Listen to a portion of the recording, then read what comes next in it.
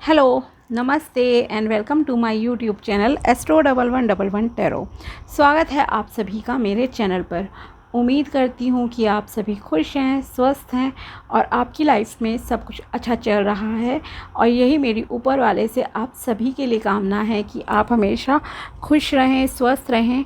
जो कुछ आप अपनी लाइफ में चाहते हो वो सब आपको मिले। चलिए अब हम आते हैं आज के टॉपिक पर। आज हम देखेंगे कि वृश्चिक राशि यानी कि स्कॉर्पियो के लिए अगस्त 2024 का महीना कैसा जाएगा, क्या गाइडेंस आपको फॉलो करनी चाहिए, क्या आपको मिल सकता है। Okay.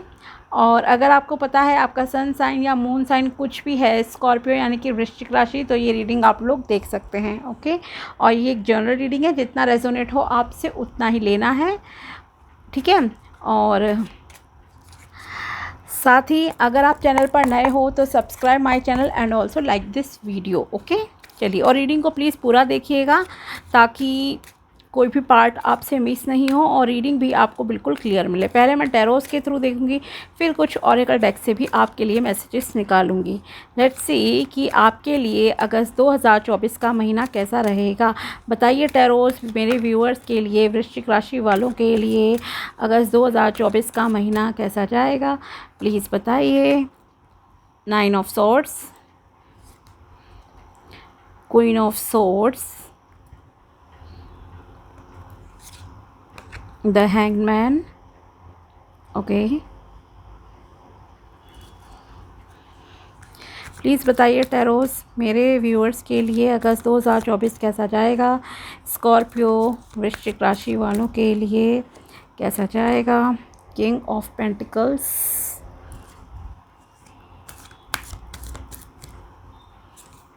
And queen of cups. Okay. So overall ये महीना आपके लिए अच्छा रहेगा, प्रोग्रेस है आपकी लाइफ में, ठीक है।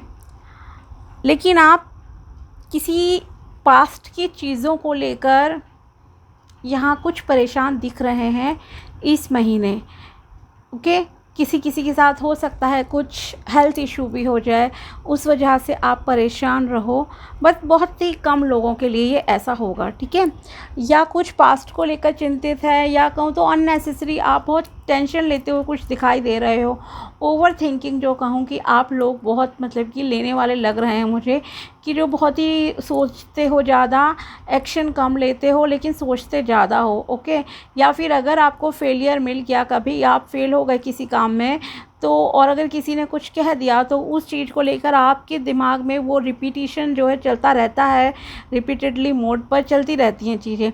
या फिर सडनली आप किसी दोस्तों के साथ बैठे, कुछ हुआ, फिर आप पास्ट की बातों को जिक्र करने लग गए और आकर भी जिक्र कर रहे हो। तो इस तरह से कुछ लग रहा है आप लोगों के साथ, किसी किसी के साथ, ठीक है। यहाँ पर एक हर्ट होने वाला ज़्यादा मुझे लग रहा है, फील हो रहा है कि आप किसी की बातों से ना थोड़े परेशान हो सकते हो, ठीक है। तो थोड़ा सा अपने बिहेवियर को चेंज कीजिए, इग्नोर करना सीखिए बातों को। हर किसी की बात को ऐसे दिल से नहीं लगाया जाता है, समझिए आप इस बात को। क्योंकि आपके पास हैं चीज़ें, आपके पास प्रॉस्पेरिटी है, खुशियाँ भी हैं, अच्छी फैमिली भी है, लेकिन किसी ने अगर आपसे कुछ कह दिया तो आप उस चीज़ को, मैं बता रही हूँ ना कि आप लगातार जो है सोच रहे हो। तो कुछ लोग थोड़ा सा ओवर थिंकिंग करते हुए दिखाई दे रहे हैं। रीज़न किसी किसी के जायज़ भी हो सकते हैं यहाँ पर, लेकिन अगर आप पास्ट को लेकर सोच रहे हो तो वो चीज़ देखिए किसी हाल में ठीक नहीं है, क्योंकि आप पास्ट को नहीं बदल सकते। Next is queen of swords. Okay. आपको अपनी बहुत चीज़ों में क्लैरिटी मिलेगी, लेकिन आपको अपने कम्युनिकेशन पर, बातचीत पर ना बहुत ध्यान रखना है। वो कहते हैं ना, पहले तोलो फिर बोलो, कुछ इस तरह से आपको अपने कम्युनिकेशन को रखना होगा। साथ ही आप कम्युनिकेशन की वजह से ही कहूँ तो आगे प्रोग्रेस भी कर सकते हो। ओके। हो सकता है आप में से कुछ लोग टीचिंग फील्ड से रिलेटेड हो, या फिर म्यूजिशियन, किसी आर्ट से रिलेटेड लग रहे हो।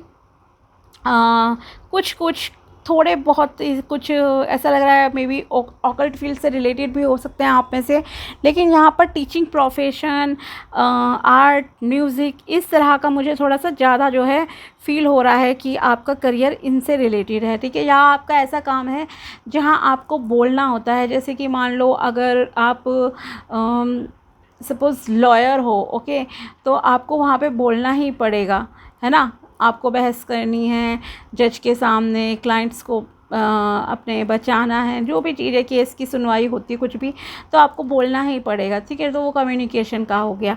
अगर आप टीचर हो, वहाँ कम्युनिकेशन है, तो आपका जो काम है वो कम्युनिकेशन से रिलेटेड मुझे लग रहा है।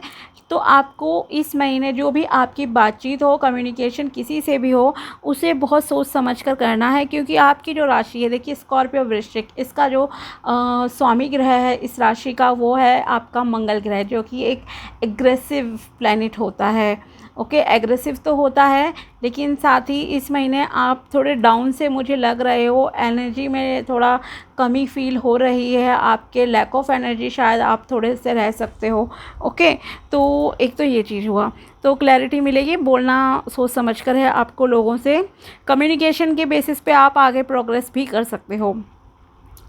और चीज़ों को बहुत ज़्यादा चेज़ नहीं करना है, बहुत किसी चीज़ के पीछे नहीं भागना है, बहुत हार्ड वर्क नहीं करने की ज़रूरत है इस महीने आपको।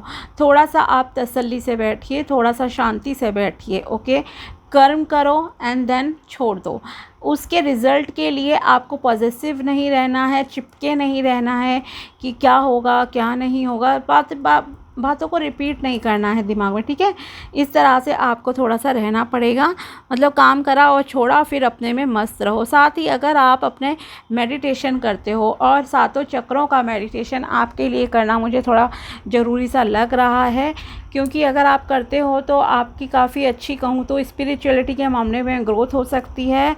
ख़ास करके आपको अपने थ्रोट चक्र और थर्ड आई चक्र और क्राउन चक्र, ठीक है, इन तीनों चक्रों का मेडिटेशन करने की ज़रूरत है। इसीलिए सातों ही बोल रही हूँ मैं, सीधा सातों ही चक्रों को बैलेंस का बोलती हूँ, क्योंकि क्या होता है, एक चक्र दूसरे से कनेक्टेड है, एक में प्रॉब्लम आएगी, दूसरे में आएगी, तीसरे चौथे, तो इसलिए अगर आप सातों ही चक्रों का मेडिटेशन करते हो, ध्यान लगाते हो, उनके मंत्र की, बीज मंत्र की चैंटिंग करते हो, तो आपके लिए बहुत अच्छा रहेगा। आने वाले दिनों में मैं ये जो सातों चक्रों के मेडिटेशन के बीच मंत्र का वीडियो भी डालती जाऊंगी, ठीक है, किस तरह से आपको बोलना है, ताकि आपको कभी भी अगर सपोज़ करना हो तो आप उसे सुन सकते हो, देख सकते हो, अपने नोट्स बना लो, लिख लो।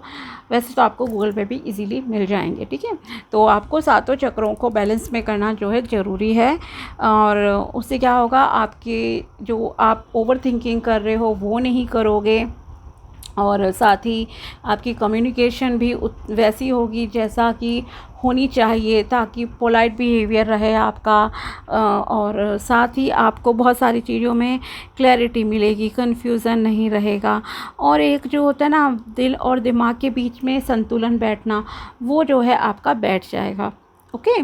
तो ये चीज़ है, अबंडेंस है, प्रॉस्पेरिटी है, लेकिन आपको बहुत ज़्यादा चीज़ों के पीछे नहीं पड़ना है। जैसे कि एक एग्जांपल देती हूँ, मान लीजिए आप किसी से प्यार करते हो, या फिर आप ऑलरेडी मैरिड हो, ओके, तो आपको ऐसा नहीं है कि उस इंसान को आप 50 बार कंटिन्यूसली कॉल कर रहे हो, तंग कर रहे हो, नहीं, ऐसे नहीं करना, कोई फ़ायदा नहीं होगा। बहुत ज़्यादा ना चीज़ों के पीछे नहीं भागना है, थोड़ा सा लेट गो करो, इजी हो जाओ, रिज़ल्ट्स को लेकर किसी के पीछे नहीं पड़ना है, चाहे वो कोई इंसान है या आपकी कोई विश है, ओके। क्योंकि क्या होता है, जितना हम किसी चीज़ के पीछे भागते हैं वो उतना हमसे दूर दूर होती जाती है, ओके। यहाँ पे कुछ अलग तरह से चीज़ें काम करती हैं। पॉजिटिव रहो, कर्म करो, देन ऊपर वाले पर आपको छोड़ देना है।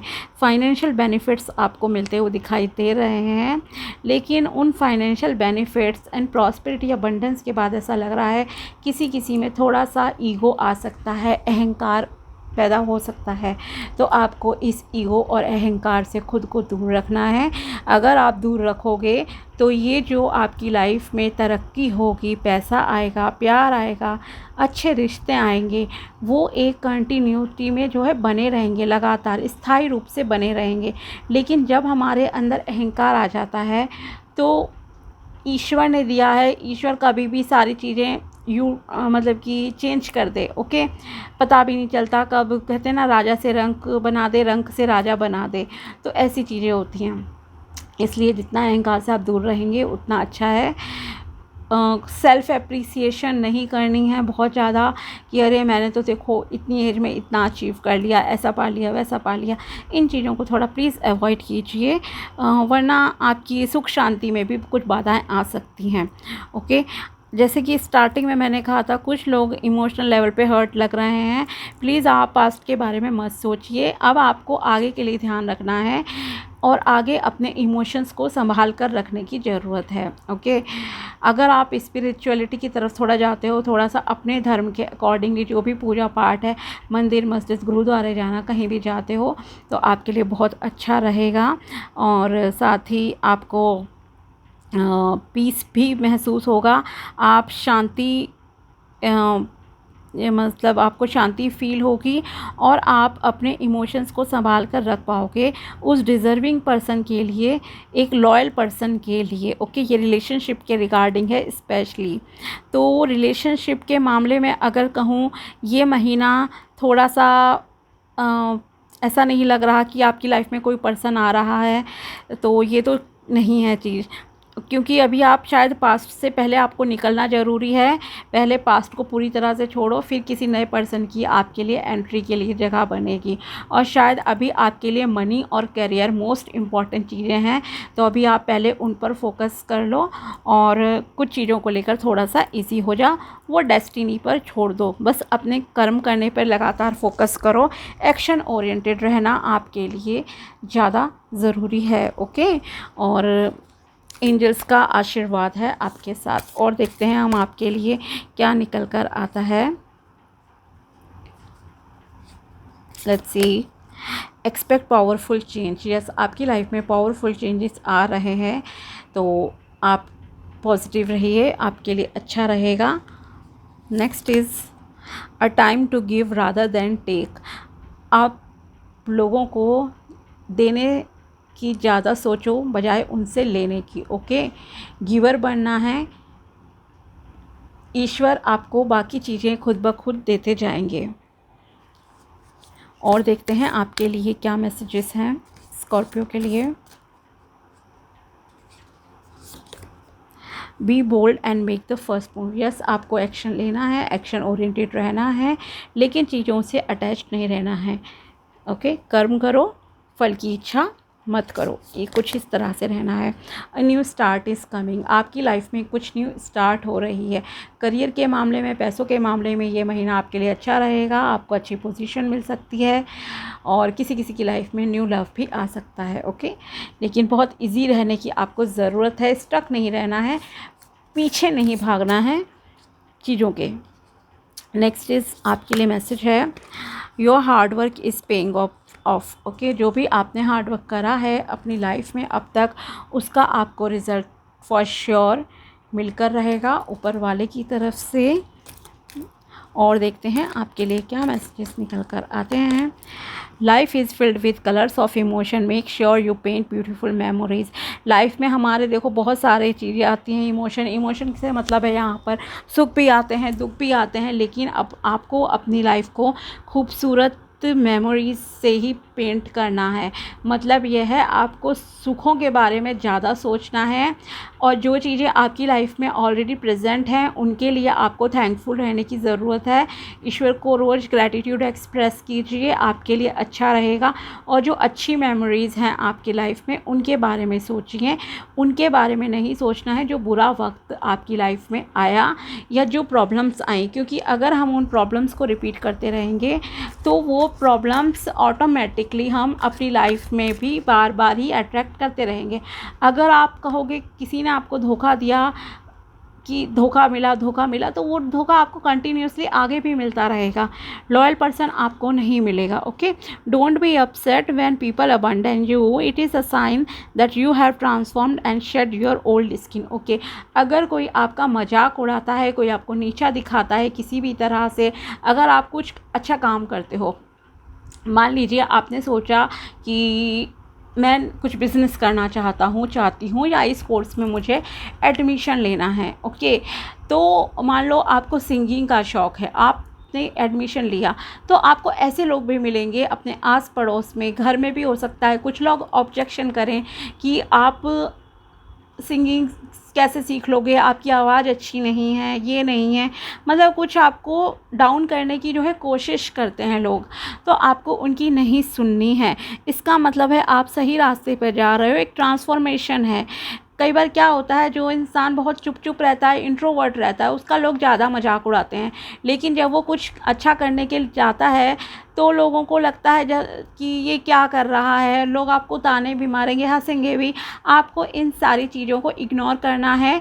इसीलिए मैंने बिल्कुल स्टार्टिंग में ही कहा था कि कम्युनिकेशन से आप हर्ट होते हुए दिखाई दे रहे हो, तो प्लीज़ ये लोगों की जो भी बातें हो ना, कोई आपको नीचा दिखा रहा है, कुछ भी कर रहा है, इन सारी चीज़ों को आपको नहीं सुनना है। एक कान से सुनो और उसी कान से निकाल दो। ये नहीं कहूँगी मैं तो कि एक कान से सुनो दूसरे से निकालो, नहीं, जिस कान से सुन रहे हो उसी से निकाल दो। ओके, वो एक जेलसी है, एक आपकी ट्रांसफॉर्मेशन है। मान लो आपका वेट ज़्यादा है और आप एक्सरसाइज कर रहे हो, जिम ज्वाइन कर रहे हो, तो भी लोग हो सकता है आपका पीठ पीछे मजाक उड़ाएं कि या मुंह पर बोल दें कि अरे ऐसे थोड़ी ना कोई पतला हो जाता है। लेकिन आप अपने कार्य को करते रहो लगातार, आपको अपने काम नहीं रोकने हैं, गिव अप नहीं करना है, खुद पर विश्वास रखो, ऊपर वाले पर विश्वास रखो, आपको सक्सेस पक्का से मिलेगी ही मिलेगी।